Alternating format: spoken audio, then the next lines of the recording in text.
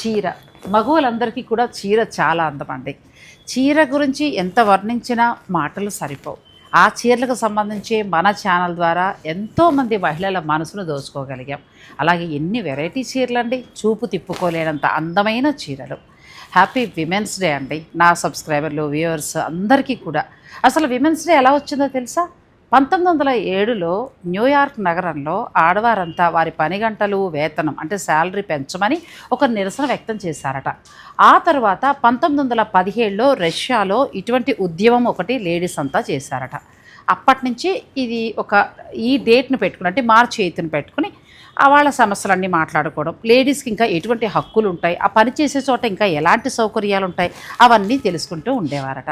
కానీ అఫీషియల్గా మాత్రం మన ఇండియాలో అంతర్జాతీయ మహిళా దినోత్సవం జరుపుకునేది 1975లో ఐక్యరాజ్య సమితి కన్ఫర్మ్ చేసింది. ఇంకా అక్కడి నుంచి మనం మార్చి 8న అంతర్జాతీయ మహిళా దినోత్సవాన్ని జరుపుకుంటున్నాం.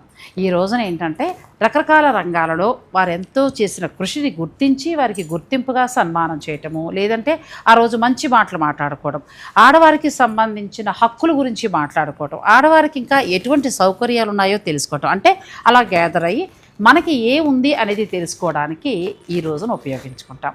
మరి అటువంటి మంచి రోజున, అంటే అటువంటి గొప్ప రోజున నా సబ్స్క్రైబర్లందరికీ కూడా విషెస్ నేను చెప్పడమే కాకుండా మీరెంతో సపోర్ట్ చేస్తూ నాకెంతో సపోర్ట్ చేస్తున్న కొన్ని షాప్స్ అనేది, ముఖ్యంగా ఇందులో మగవారికి చోట్లేదు కాబట్టి ఆడవారందరితోటి కూడా నేను మీకు విషెస్ చూపిస్తున్నానండి.